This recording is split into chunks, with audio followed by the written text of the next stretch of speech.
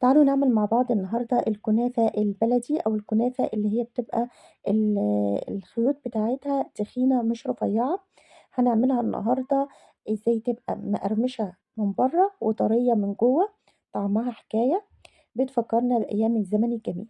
يالّا تعالوا ندخل على تفاصيل فيديو النهارده.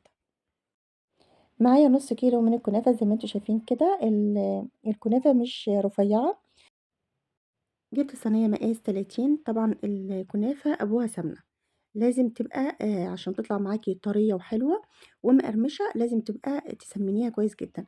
حطيت تِلت كمية السمنة كده في أرضية الصينية من تحت، وبعد كده هاخد نُص كمية الكنافة وافردها كده، زي ما أنتم شايفين كده الخيوط بتاعتها تخينة.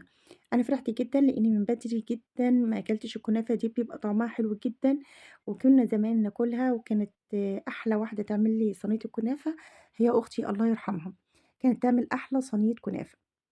هنكبس كده الكمية كده، وبعد كده هاجيب كمية السمنة وكده أرشرشها بالمعلقة زي ما أنتم شايفين، ولا حطيت سمنة عليها من فوق ولا أي حاجة، زي ما كانوا أهالينا يعملوها زمان، وهتطلع أحلى صينية كنافة طرية ومقرمشة. بعد كده عندِك شوية مكسرات حطيهم، أنا عندي شوية سوداني كده مكسر، وبعد كده حطيت عليهم شوية زبيب، وحطيت عليهم شوية كمان من جوز الهند. بعد كده هاجيب الطبقة التانية من الكنافة وأنسف كده شعر الكنافة من بعض كده زي ما أنتم شايفين كده، واحاول إن أنا كده أملى كل الصينية وأغطي كل المكسرات بالشكل ده.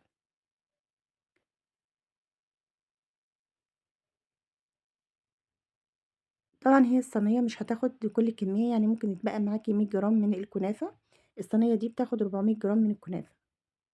طبعًا باكون مشغّلة الفرن وبادخّلها على فرن ساخن، طبعًا أول ما تحمّر من تحت بافتح عليها الشواية من فوق، بتاخد اللون الجميل ده، بانزل عليها بالشربات، طبعًا الشربات كوباية وربع من السكر، كوباية وربع من المَيّة، عليهم ربع معلقة من ملح الليمون، باخلّيهم 12 دقيقة ل15 دقيقة على النار. وطبعًا لازم الشربات أكون جنبه، أشيل طبعًا الريمة اللي بتطلع من فوق، لإن هي السبب في تسكيرة الشربات بتاعي، وباسيبه يبرد. أول ما يطلع من الفرن طبعًا أول ما تطلع الصينية من الفرن، باسقيها بالشربات البارد زي ما أنتم شايفين كده.